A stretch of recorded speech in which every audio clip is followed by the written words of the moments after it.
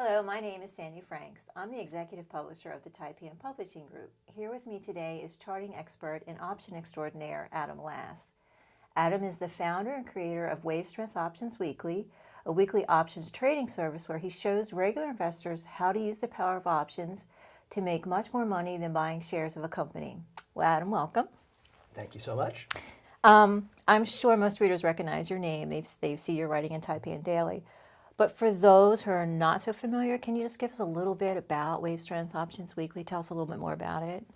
Wave strength is a way of understanding the action of stocks, of funds, and even whole economies. The core idea is really very simple. We use a graphical system to create a series of waves that show us what millions of investors are just getting ready to do, just what they're building up strength for the next move, the most probable outcome of their previous actions. And this allows us to kind of get ahead of the crowd a bit, just enough to create opportunity. Now, is this something you're charting regularly? Oh, we do this depending on what we're looking to take advantage of, anywhere from monthly views of large economic moves right down to minute-by-minute moves on some of the more fast-moving stocks. Now, and looking over your track record, it's been quite impressive. You've had some really big gains in there. It's very nice triple digits. And I think on Ford, you were able to show readers how they could make like 725%. Oh, Is yes. that right? Oh, yes. No, So tell us how are you getting these kind of tremendous gains? Now, Ford, that was probably the best play we had in 2009. It was actually part of a series of fairly sizable plays that we were able to do, anywhere from 200 to 500%, but that was the real winner. The idea with Ford was almost everybody at a certain point last year was bad-mouthing the automotive industry, Right. and with good reason. It was really in terrible shape. But not necessarily identical. So some of the companies were in very bad shape. Some of the companies had been in bad shape and were already starting to come through. Our economic analysis showed us that Ford was actually financially in much better shape than its brethren like Chrysler or GM. But far more importantly, our wave strength analysis showed that there was a groundswell in investors starting to catch on to this idea, because that is the key. It doesn't matter what the value of a company is if no one can recognize it. But we saw that Ford was really getting ready to skyrocket. We alerted our readers to it when the stock was something like $2 a share. The option contracts we recommended were 80 cents when we recommended them. I mean, it was the simplest, easiest, lowest risk idea in the world to get on board. The beauty here was that whether you chose to do the options, which really moved, right, or even the stock, either way, the recommendation you could double your money overnight. That's incredible. Now, since we're talking options, my sense is that most people feel like options are very difficult, or they have to be like yourself, someone who's been doing it for several years and an expert at it. But you actually created the system for people who are not experts, right? It's really meant for blue chip investors. Oh, very much so. Options was a kind of a closed door club for a very long time. It had very exotic language. It had very complicated math, and they really used this to hold people away and keep it as an exclusive club. My partner Brian Bottarelli and I have really worked for a very long time now, actually well over a decade, to break down that door, to take the jargon and the mathematics and really drill it down to where it is completely accessible and understandable to your average blue chip investor. The same sort of person who might choose to buy shares of Exxon or Ford or any good solid company can take the movements of those companies, solid, nice 5% movements, and use simple option plays to leverage that up to easy triple digit, sometimes even, as you said, 725% winners. But what's nice about the service that you're providing is that you are offering this information to readers, right? In a weekly alert, it's detailed instructions. Oh, it's thoroughly detailed, and in fact, we've actually had readers tell us that the weekly economic report that we put out is as good a part of the whole thing as anything. Every week we start on Tuesday evening. We put out with a nice, straightforward, top-down report. We start with the broadest economic situation report, the framework that the whole story is taking place in. And we move the reader right through from the economics of the situation to the particular situation going on with a sector, and then down to specific companies, probable moves for that particular company, and then an easy to deploy option play based on that.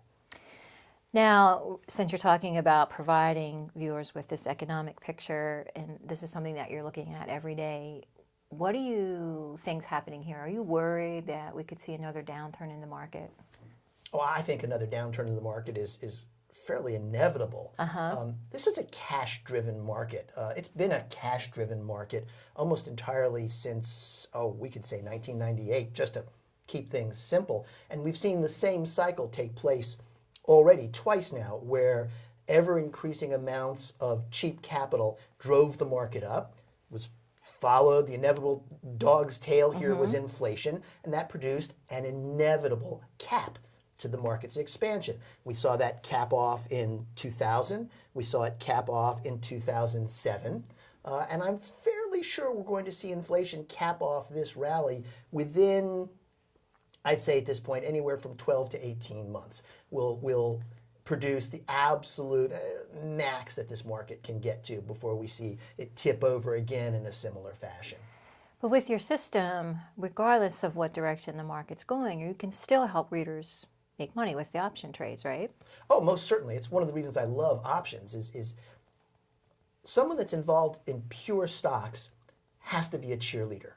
There's only one phase of the market when they're going to make any money. They have to just keep their fingers crossed that that market just keeps going up. And to a certain extent, that tends to cause them to have a blind eye to when these caps are coming. That's why there's such blow-off activity at the very top. Right when people should be withdrawing from the market ahead of the drop is when they seem to be climbing in the most and trying to get that last little drop out of the lemon. The beauty of options is that you can make the exact same amount of money in a rising or falling market. And the beauty of wave strength is you always know which one it is. Great. And let's talk a little bit now about, since we're talking about the big picture, are there any particular sectors that you and Brian are following right now that you think investors should be clued into? Oh, very much so. We're very interested right now in a second entry into the gold majors. We've done very well with that last year. We've got our positions reduced in that right now to just a single position, and we're watching it closely. We do think there will be additional entry points into the gold majors. That is, of course, the dollar-driven story once inflation takes hold. We are watching the smaller oil companies very carefully. We feel that as, again, the dollar starts to proliferate, we're going to see oil continue its climb. I mean, right now, oil, we keep talking about oil being low at $75 to $80 a barrel, which, as I recall, is where everyone really started to freak out. Last time the guy, it's wonderful that oil is so low at $75 a barrel, but that won't last. The problem is, we're not so much interested in the large oil companies this time because even with a big spike in oil, we don't think their prices can climb but maybe another 18% or so. Sense. Whereas some of the smaller oil companies, the stocks alone stand to double, and option plays off them could be very lucrative. That's very smart. We're also interested in housing. We think that there's a turnaround in housing. We're particularly interested in luxury housing, more so than the small market townhouses. I think we saw enough of the townhouse proliferation last time, so we're not interested there. There's still so many of them on the market. Whereas you get into some of the larger luxury builders, we think that there's almost always a strong market there, especially with all these Wall Street bonuses coming down the pike. We're also very much worried about retail right now. We're watching it with a very skeptical eye. We've seen retail double as a sector over the last 10 months or so, but we've only seen sales advance maybe 10%. We've only seen profits advance maybe 5%. So here's a sector that's just way ahead of itself, and we're looking for it to come down a bit. Well, that sounds good. It's great information as always. Thank you. Always my pleasure to be here. If you'd like to learn more about Wave Strength Options Weekly, please visit our website at taipanpublishinggroup.com.